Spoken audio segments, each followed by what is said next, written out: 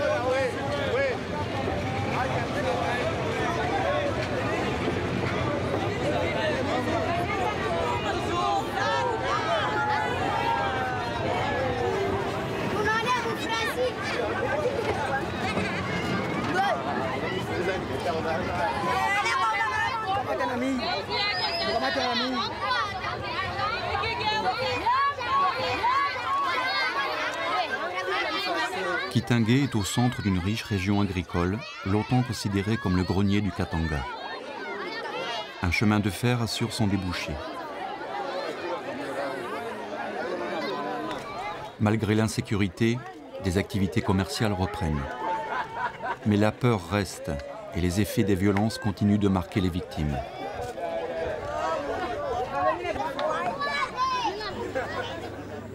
Au centre de santé de Kitenge, tous ont été et sont des témoins.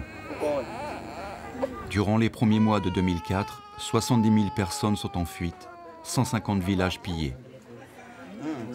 Kitenge, aujourd'hui vous venez, vous retrouvez Kitenge, il est plein de gens, les gens marchent, au point que certaines qui viennent ici se disent est-ce qu'il y a vraiment des problèmes à Kitenge. Mais là, vous allez voir qu'avant fin 2002, bon, Kitenge, c'était un autre contexte. C'est que Kitenge, c'était pratiquement le théâtre même des violences. Il y a eu des affrontements ici sur Kitenge.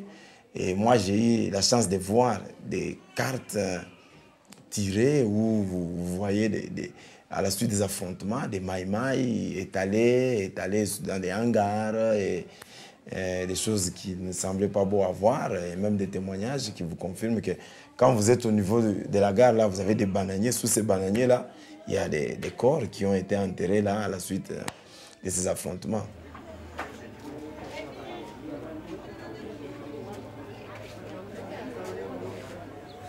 Les docteurs Claude et Willy, médecins du secteur public, travaillent au centre de santé. Depuis 2002, des équipes de Médecins sans frontières portent secours aux victimes des pillages, des exactions, de la violence armée.